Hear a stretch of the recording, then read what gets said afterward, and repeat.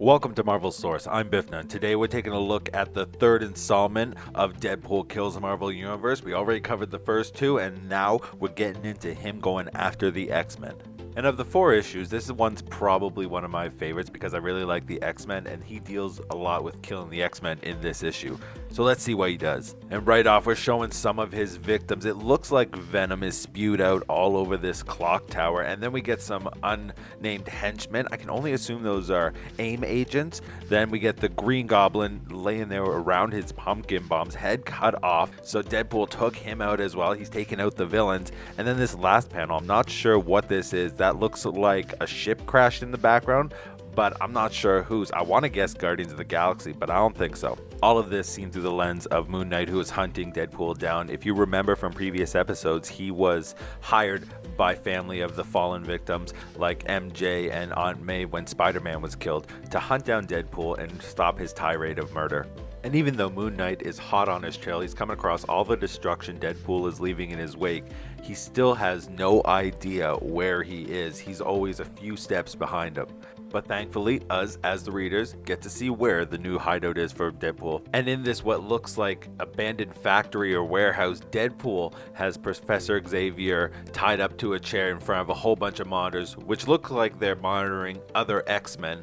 Deadpool just taunting Xavier, telling him that, do you really think they feel anything in this world? Xavier thinks so, and Deadpool's like, well, you're probably going to hate this next part, as he stabs him in the knee.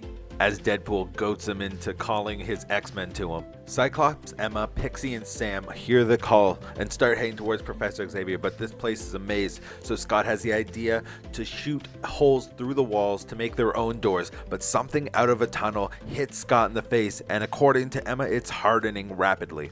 Everyone's panicking, trying to figure out what's going on. They don't even know if Scott can breathe with that thing on his head, but as it starts to glow, Emma realizes something is wrong. You can see the laser beams from his eyes trying to come out of the circle. He's trying to blast his way out, but it backfires and explodes on everyone that's around him, cutting them with his laser eyes. All of that happening on the monitors that Xavier's being exposed to by Deadpool. Xavier's watching his X-Men die in front of his eyes.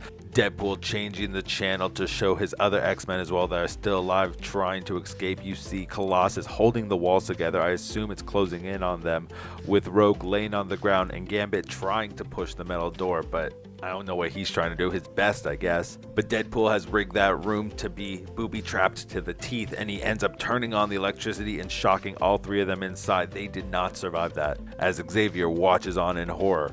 The other mind that is in Deadpool's head that has been affecting him since Psycho Man got in there starts to talk to him again. That voice telling him that Xavier wants to get into his head to try and stop Deadpool, and usually Deadpool would prevent it, but the voice is telling him, just let him get in, see what happens. As Deadpool starts to monologue to Charles Xavier, telling him how he's the only one that saw things clearly. Telling Xavier about how Psycho Man getting in there unlocks something inside him that he didn't even know about. So what if I can break the fourth wall? It's the fourth wall that's breaking me, crushing each and every one of us for as long as we've been in existence. Deadpool says climactically, letting his guard down and allowing Xavier to get into his head. Xavier thinks he has the upper hand and is threatening to shut him down. Deadpool knows better, just letting him soak it in.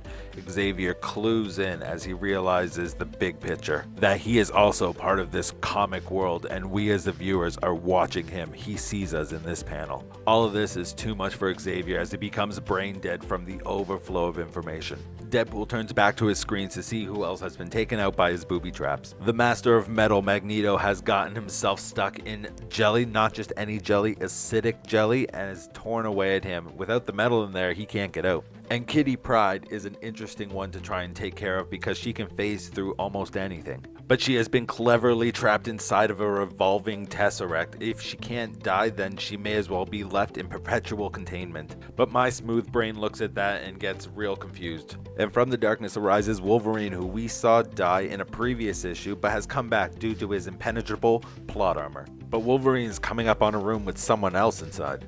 Deadpool notices him and heads out to confront him. Sobbing on the couch surrounded by a whole bunch of drawing materials and utensils is Arcade. He is a supervillain who makes murder worlds to fight his victims. usually targeting the X-Men, so having Wolverine show up is probably not a good sign for him, but he is in a mess because he had Deadpool manipulating him and forcing him to make these special murder worlds to fight the other X-Men that were trapped. Wolverine thinks that he's joined Deadpool on purpose, which isn't the case. He's being forced by Deadpool to do these murder worlds. Wolverine isn't going to help him though, because Arcade has been a pain in his side for a long time. And before Wolverine kills Arcade, he drops him. He smells something in the air. Something else is inside this building that he has to go check out. But what Wolverine finds is terrifying. He finds a room with X-23 and Daken hanging from the ceiling with what looks like blowtorches aimed on them. Their body is disintegrating with a lot of their skeletons showing out. They do have a healing factor, and Deadpool can be heard saying that as they heal up, a computer will read their vitals and then turn on the torch just as they get too healthy, just to keep their bodies deteriorated enough that they can't really do anything. And that he was using them as live bait to get Wolverine to him. Turning around, Wolverine lunges at Deadpool, who looks like he's wearing the pelt of Hank McCoy, who is Beast, which would make sense because we are killing X-Men in this issue, and Hank was a big part of the X-Men. We didn't see any panel of him dying, but this is a good way to signify that Deadpool took him out, making him look like, in his own words, a samurai mountain man. But Wolverine doesn't care either way, he's gonna take him out. But Deadpool was too quick for Wolverine and gets him in the gut with a carbonadium blade. Carbonadium does affect Wolverine's healing factor, doesn't make it work as well, and Deadpool knew that, and he got a good hit on him. And as he rips the sword out of him and cuts Wolverine's head off, he falls to the ground and he's done. We now turn to 1778 Bleecker Street, the Sanctorum headquarters of Doctor Strange in New York, where Moon Knight has tracked down more of Deadpool's carnage to the headquarters of the Sorcerer Supreme. Walking in to see Doctor Strange stabbed in the chest on the table, and Wong looks like his head's cut off as he's laying on the ground. Moon Knight walks through, realizing that the library itself has been torn apart, not just in damage, but Deadpool seems to have been looking for something. Picking up a book, and judging by the D on the side of it, I believe that might be the Darkhold if Doctor Strange was looking after it. Moon Knight flips through the pages wondering what Deadpool was looking for, and then he realizes he's looking for the nexus of all realities. And that's it for this issue. Probably one of my favorite out of the four. The last one is going to be real good, so come back for that when that one goes live. These were a little bit shorter, but that's because of the copyright issue, and so we are going to have to adapt to that. Until then, thanks for coming, thanks for watching. Don't forget to hit the like and subscribe button and the notification button to know when these things are going live.